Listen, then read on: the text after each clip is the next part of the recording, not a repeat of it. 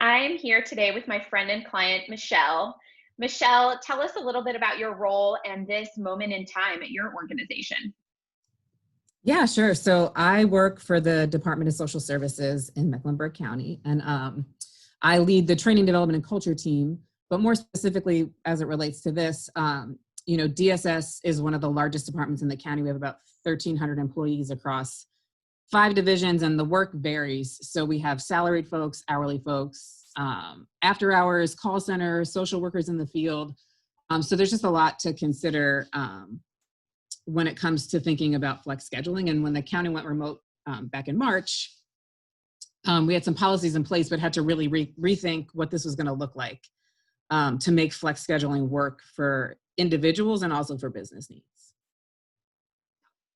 Interested to hear what you decided to do just across, like, as an agency and the call you facilitated. Tell us a little bit about your goals there and what you did. Yeah, so we wanted to basically take the permission that was given, right, about, everyone should try to make flex scheduling work, and actually translate that into, okay, like, how do we support managers and supervisors to work with their teams in order to do this? And so a piece of it was driven by school, starting back up again. And in Mecklenburg County, that was going to be all remote. So we knew that that was going to be a challenge. And then the other piece of it was that knowing we were several months into a pandemic, what do people need? Whether or not you have kids, are there things we could be doing to make your schedule work for you and make this feel sustainable? So we set up a series of collaboration calls with our supervisors and managers to do just that. And we, started off with some framing to try to give some, general understanding around what are the challenges we're up against, but also what is the opportunity. It's an opportunity to reconnect with your team, with your folks, find out how they're doing, what they think they may need, and change it from a permission structure of they need to ask for a flex schedule to a let's have a conversation, find out where people are, and offer the opportunity to make work for them, as long as we can make it meet the business needs across every area. Michelle, especially because as it is becoming so clear, this is not over and it's not going to be over for a while. And people's needs, just like my family, your family's needs have shifted over these past few months. We just know that that's going to keep happening for people. So I love how you're thinking about this as an opportunity to really get clear on what your team members need now and in the future. I hear you have a fancy Grey's Anatomy theme spreadsheet that you shared. Can you give us a little tour and how you suggested that folks use it with their team members?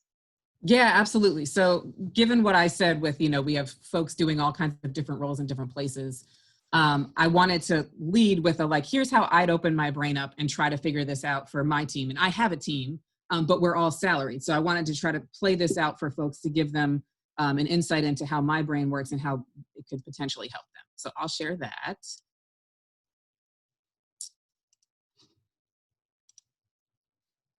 So what I did was I created a few tabs. In this tab, I basically, I don't know if anyone else is a Grey's Anatomy fan, but I felt like that was the good set of folks to work with. So I kind of laid out for folks, if I'm going to have conversations with everybody, okay? And then I only included in here the notes that were relevant to the flex scheduling needs. So it's kind of notes and considerations, and then also performance management concerns, because we want to make sure that we're not setting people up to fail either.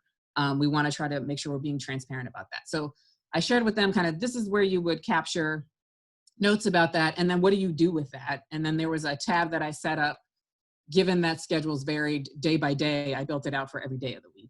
And then, said, we would share this with our team. We want to be transparent. We're all in this together. We are a team trying to meet the business needs collectively, not trying to figure out how every person for themselves gets what they need and the others have to figure it out. So I laid all that out in here and just put some notes at the top of, okay, what do we need to consider as a team when we can schedule calls and meetings and not? What do we need to be considerate of for folks who have kids?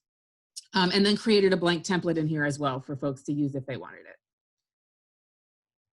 Put this, if folks can email me if they want an example of this template, I'm happy to share it.